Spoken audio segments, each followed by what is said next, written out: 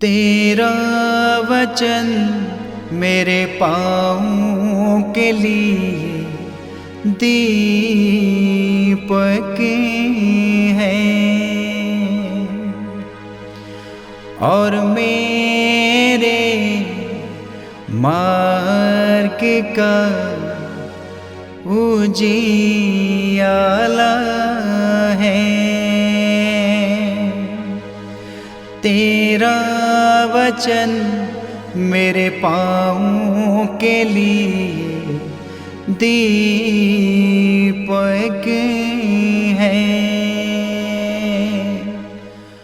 पहला पाठ नबी ईसायास का ग्रंथ अध्याय 53 पद संख्या 10 से 11 तक। प्रभु ने चाहा कि वो दुख से रौंदा जाए।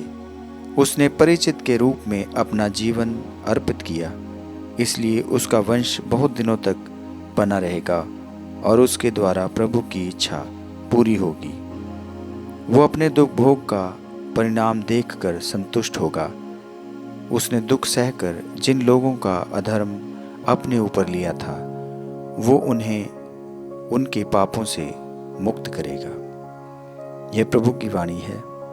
ईश्वर को धन्यवाद। भजन अनुवाक्य। हे प्रभु, तेरा प्रेम हम पर बना रहे, तुझ पर ही हमारा भरोसा है। अनुवाक्य। हे प्रभु, तेरा प्रेम हम पर बना रहे, तुझ पर ही हमारा भरोसा है। प्रभु का वचन सच्चा है, उसके समस्त कार्य विश्वसनीय हैं। उसे धार्मिकता और न्याय प्रिय है। पृथ्वी उसके प्रेम से भरपूर है। अनुवाक्य। हे प्रभु, तेरा प्रेम हम पर बना रहे, तुझ पर ही हमारा भरोसा है।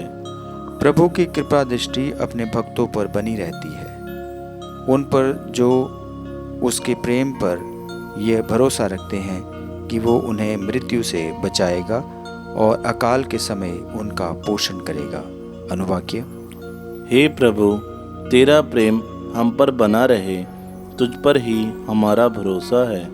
हम प्रभु की राह देखते हैं, वो ही हमारा सहायक और रक्षक है। हे प्रभु, तेरा प्रेम हम पर बना रहे, तुझ पर ही हमारा भरोसा है। अनुवाक्य। हे प्रभु, तेरा प्रेम हम पर बना रहे, तुझ पर ही हमारा भरोसा है। दूसरा पाठ इब्रानियों के नाम पत्र अध्याय 4 पद संख्या 14 से 16। हमारे एक अपने महान सहायक हैं, अर्थात ईश्वर के पुत्र यीशु, जो स्वर्ग पहुंच गए हैं। इसलिए हम अपने विश्वास में दृढ़ रहें। हमारे महायाजक हमारी दुर्बलताओं में हमसे सहानुभूति रख सकते हैं, क्योंकि पाप को छोड़कर सभी बातों में हमारी ही तरह उनकी भी परीक्षा ली गई है। इसलिए हम भरोसे के साथ अनुग्रह के सिंहासन के पास जाएं, जिससे हमें दया मिल जाए और हम वह कृपा प्राप्त करें जो हमारी दुर्बलताओं में हमारी सहायता करेगी। ये प्रभु की वाणी है। ईश्वर को धन्यवाद। जय घोष हालेलुया। अनुवाक्य। हालेलुया। हे पिता, हे स्वर्ग और पृथ्वी के प्रभु, मैं तेरी स्तुति करता हूँ, क्योंकि तूने राज्य के रहस्यों को मेरे बच्चों के लिए प्रकट किया है। अनुवाक्य।